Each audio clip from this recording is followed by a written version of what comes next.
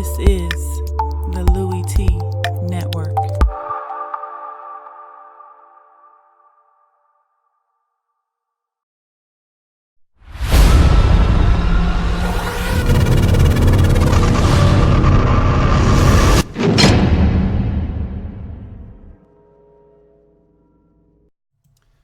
Who else could it be but me, your man, Louie Tee? Welcome to Lockdown Coverage, Week 16 in the National Football League. Cleveland Browns at home hosting the San Diego Superchargers. And at this point, all the Cleveland Brown fans want for Christmas is a win. And I've never seen a fan base so excited over one win. And that just goes to show you, look, you sit here and you talk about wanting the number one draft pick overall and wanting to do this and do that. But at the end of the day, it's all about winning.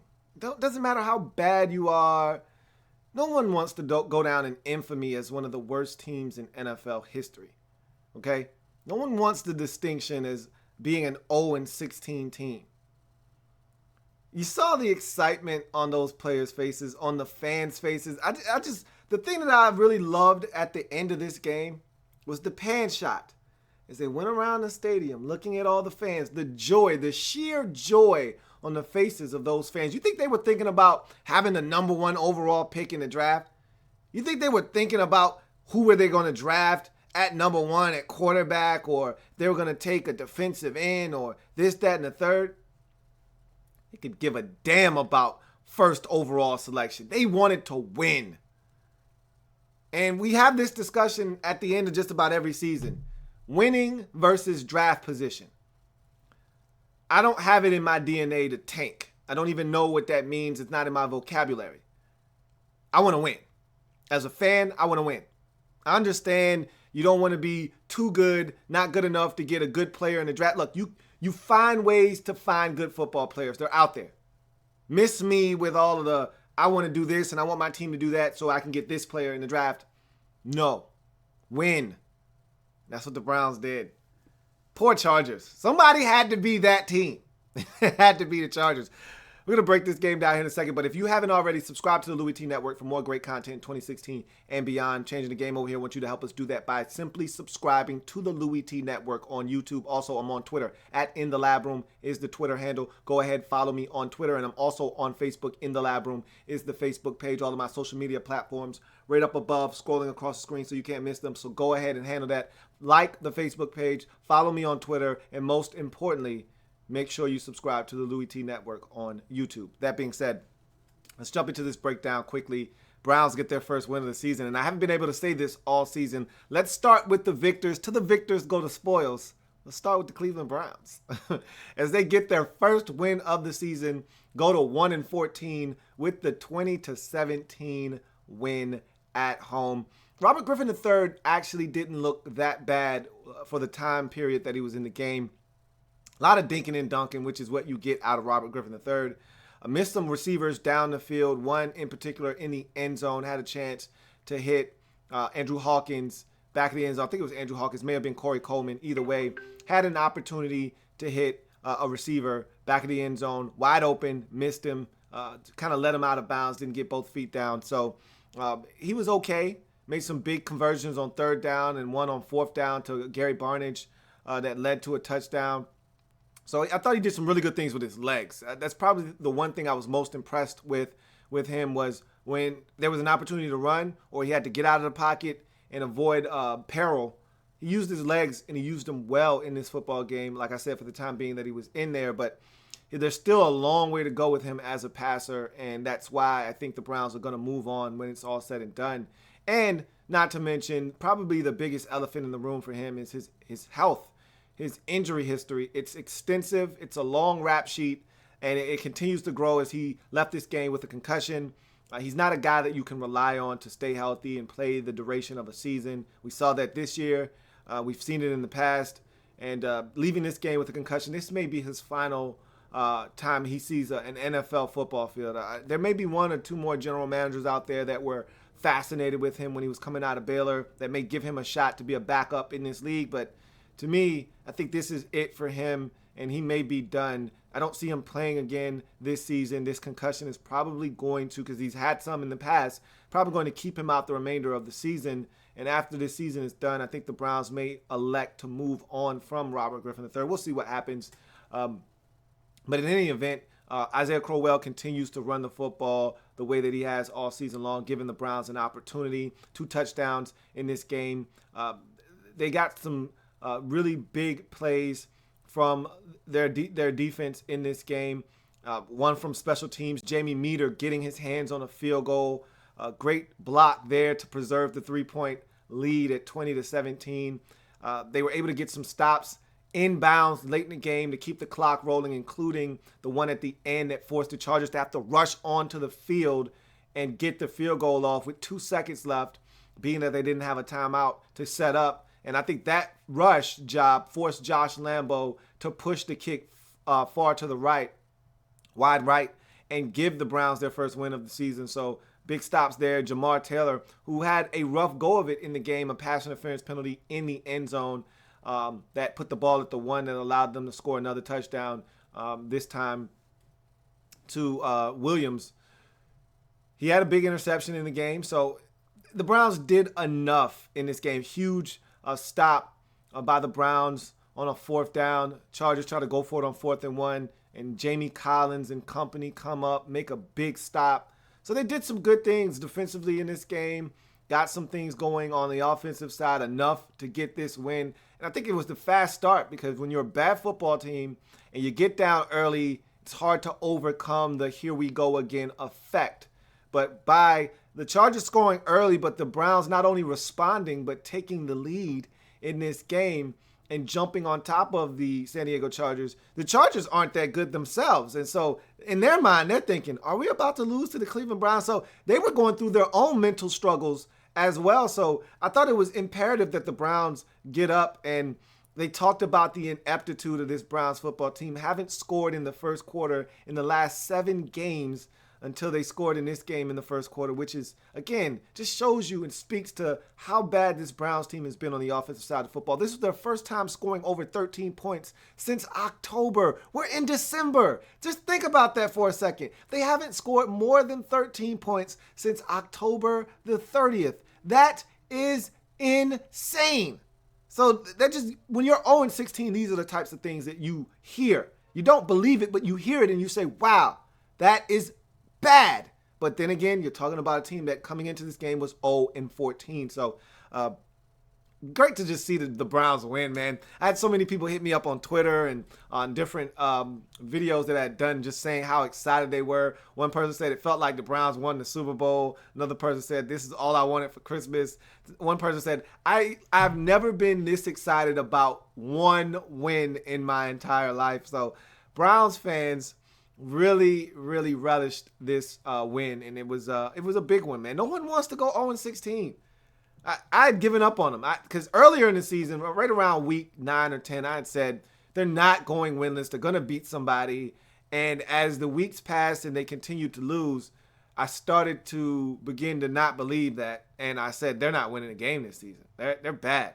They're not. And then when I looked at the final 3 games of the season, I said, look, you got a shot. San Diego was the one I looked at. But after seeing them have opportunities and still not be able to score points and look really discombobulated on offense, I just wasn't convinced they would even be able to beat San Diego. But I said, the one team struggling at the end of their season is San Diego. They just can't get out of their own way. Phillip Rivers is turning the football over. They're so banged up, it's not even funny. I figured because of the Chargers situation right now with their injuries and just the way that they're playing and the lack of confidence that they're showing, they had a shot in this game, and the Browns go out and get it done. They needed some help from special teams of the Chargers, allowing a block, Jamie Meter making a play there, getting that block, and then the miss at the end of the game. But you take anything you can get when you're 0-14 and you're just searching, probing, and hoping for a win. You'll take anything you can get. And the Chargers were in the season's mood of giving, as they give a golden gift of a win to the Cleveland Browns on Christmas Eve. They called it the Christmas miracle for the Browns. Oh man, that was rich. As far as the Chargers are concerned, they're now 5-10 on the season, and it's just been a catastrophe of a season for them. One debacle after the next, whether it's injuries or blown leads or mishaps at the end of ball games like this one. It's just unfortunate. I thought that they were going to find a way to take this game to overtime. Once they got the Antonio Gates reception on fourth down, which I just was screaming at the Browns, how could you? How could you leave Antonio Gates, OG 85, wide open on 4th and 10 with the game on the line? But that's what an 0-14 team does. But for some reason, the Chargers just failed to utilize the clock the way that they were supposed to. They had a bad snap there at the end that cost them a ton of time, which hurt them. These are the things that you do when you're a 5-10 team and you're losing confidence of your own. And they're a bad football team too. Let's not act as if the Chargers, at the beginning of the season, I told everyone that would listen, this is the best, worst team you're going to find in the league in terms of their record. They were like 1-4 or 5 or something like that. And I said, the best 1-4 or 5 team you've ever seen in your life, because they should have been at that time like 5-1 or 6-0. I mean, they had played that well and blown leads at the end of games, but now they're just bad. And a lot of it is because of the injuries, but some of it is the mentality on this team now. They expect to lose football games, and they're playing like a team that expects to lose. And again, the injuries have ravaged this San Diego Chargers team. There's no doubt about it. No team in the league has been touched more by the injury bug and the injury reaper than this Chargers football team. But certain games you still need to find a way to win, and they just haven't been able to do that of late. And so it sucks being the team that lets the Browns off the hook, but somebody had to do it. Why not the San Diego Chargers? They've let everybody else off the hook, so why not the Browns as well? Let's get to your comments. Eagle Speed is a nerd says, Chargers suck. I'm surprised the Falcons lost to them. It's funny, my sister said the same thing. She said, I can't believe. I'm like, why are you going back and revisiting revisionist history? You lost to them when they were in a different headspace, when they were a much healthier football team, and you just clinched your division. Why are you going back and worrying about what they did this week versus what you did to them, or what they did to you, rather, 2 months ago? Let it go, okay? But it's funny that you bring that up because my sister was talking about the Browns beat them. How did we lose to them? Like, hey, different time, different space. It's not the same. If you were to play the Chargers right now with the way they're beat up, no Melvin Gordon the third, and all the injuries that have transpired since the time you played them, you probably stomp a mud hole in them by now. It's a different Chargers team. Looks nothing like the one you played 2 months ago when you lost to them in overtime. Carlos Garcia says, how good do you think the Chargers would be without all the injuries? I've answered this. Like, it seems like someone asks this question every week. The Chargers would be a much better football team without the injuries, but just keep this in mind. Before the injuries started to take effect, they were losing games at the end anyway. So I don't think that this Chargers team magically is 10-5 right now if they're not banged up. They didn't know how to win at the beginning of the season before all the injuries. They were losing a good player, a starting caliber player per week early in the season. But they were still losing football games at that point because they didn't know how to close the show. So I don't know how much differently the record would be. I mean, obviously, you wouldn't lose a game like this if you had a lot of your horses. You would beat the Browns, okay? You would find a way to win. Maybe you beat the Raiders last week if you have some more bodies healthy. Again, these are all questions that you ask yourself. You may beat the Raiders if just Melvin Gordon is healthy last week. You may beat the Raiders. You may beat the Browns if just Melvin Gordon is healthy here. But a lot of the games you lost this season wasn't because of this guy or that guy being out. It was just because of late game execution or the lack thereof, and this team knowing how to win at the end. So I'm not one to put a lot of these losses on the injuries. They had an impact, no doubt about it. I'm not saying that those injuries didn't have an impact on the outcome of your season. It did. But know this team was struggling before the injuries to win games. And that's the bottom line. Good teams find ways to win, and this hasn't been a good team this season, but this would be a different team record-wise. You're probably sitting at 7-8 right now. That's the best I could do for you. with some of the injuries off the table, because you were losing games anyway before the injuries really started to take effect. But this is a better football team than 5-10, but the injuries, the lack of productivity late in games, and the lack of late game execution has hurt this Chargers football team, and it's part of the reason, it's a large reason as to why they're 5-10 right now. K. Michael says, happy holidays, Louie. Happy holidays to you and yours. Hope your Christmas was outstanding. Hope your New Year's is one to remember. Will the loss to the Browns be the final nail in the coffin for McCoy, or will the injuries give him another year? It seems to happen every year under McCoy. I think that was the final nail in his coffin. He's done. They had already come out. Tom Telesco and company had already come out and said, look, we need a really good finish to the season for McCoy to keep his job. This was like a month and a half ago. Okay, it's been the direct opposite. He's been horrible down the stretch. This team has been horrible down the stretch. They haven't been able to win games. This team at one point was 5-6 and had a chance to get back to 500 before they lost to the Dolphins. They haven't won since. So this has been a terrible finish to the season. McCoy's gone. He's done in San Diego. There's no doubt about it. And we'll see who they replace him with when the time comes. But make no mistake about it. I know a lot of Chargers fans have been asking what was going to happen with McCoy. They want him gone. You're going to get your wish. He's going to be gone. We'll see what the Chargers do once they fire him and who they decide to hire. There's not many coach firings that I can announce right now. This is one of the few where I can tell you McCoy is definitely gone in San Diego when the season is done. He'll be one of the first Black Monday firings come next week. He'll be one of the first coaches to hit the streets and be looking for work elsewhere. Carlos Garcia says, do you think Melvin Gordon is a comeback player of the year?